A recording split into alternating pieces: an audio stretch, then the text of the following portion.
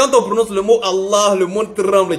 Les mécréants sont paniqués, se posant assez de questions. Tandis que les croyants sont rassurés et apaisés. Parce qu'ils savent qu'il s'agit bel et bien de leur Seigneur et Créateur. Et c'est normal que le monde puisse trembler parce qu'on te parle du véritable Dieu. Donc c'est normal en fait.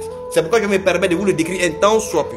Parce que parfois c'est parce que vous ne le connaissez pas que vous vous permettez de douter. Il est le seul créateur et inventeur. Le Très-Haut est puissant, imposeur et vainqueur de toutes choses. Il ne connaît ni incapacité, ni déficience, ni sommeil et ni somnolence. Il n'est sujet ni à l'incapacité, ni à la mort comme le Dieu de certains. Il a le pouvoir, le royaume, la force et la puissance de contraindre. Il est le maître de toutes choses, le créateur du destin.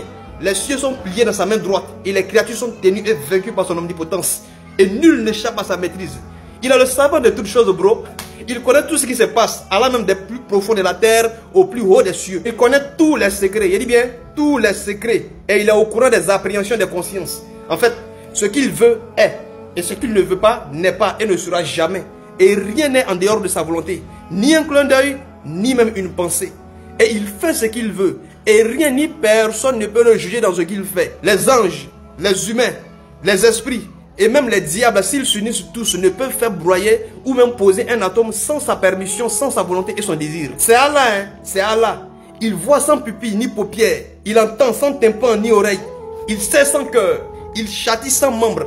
Et il crée sans instrument. Tout en sachant que ses attributs ne ressemblent pas aux attributs des hommes et son être ne ressemble pas aux êtres des hommes non plus. Comme lui-même nous le dit dans la sourate 42, verset 11. Laysa kamislihi shay. Allah. Il n'y a rien qui lui ressemble. Il est le locuteur par essence et par excellence. Il ordonne, il interdit et il avertit par une parole ancienne et éternelle, existante par elle-même et qui ne ressemble pas à la parole des hommes. Et il ne parle pas d'une voix issue d'un son ou d'un mécanisme comme la voix des hommes. Subhanallah, amma yushrikun. Le Coran, la Torah, l'Évangile et le Zabour sont des livres révélés à ses messagers. Moïse a entendu sa parole sans qu'il n'y ait de voix ni de lettres prononcées. Mais sauf que le Coran, en tant que dernière loi divine, vient prévaloir sur eux et parachever le message divin. Donc toute l'humanité doit suivre maintenant le Coran. Et ce Coran là aujourd'hui est lu par les langues et appris dans le cœur. Eh ouais. Maman il tremble. Il y a des découvertes qui tremblent. Non mais je t'ai vraiment arrêté là, c'est mieux. Il est donc le vivant, le savant, le capable, le volontaire, l'entendeur, le clairvoyant, le locuteur de vie, de capacité de savoir, de volonté, d'ouïe et de vue. C'est ce Dieu là, vous jouez. Eh tiens. Comment vous faites même pour ne pas être musulman? Comment vous faites? Ouais.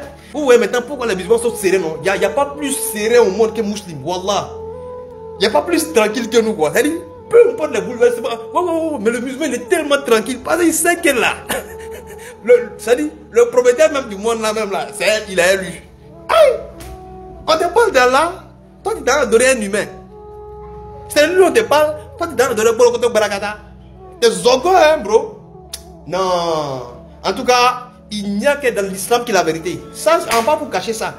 Quand on donne la bonne compréhension, Ya Allah, prends-moi cadeau. Subhanallah.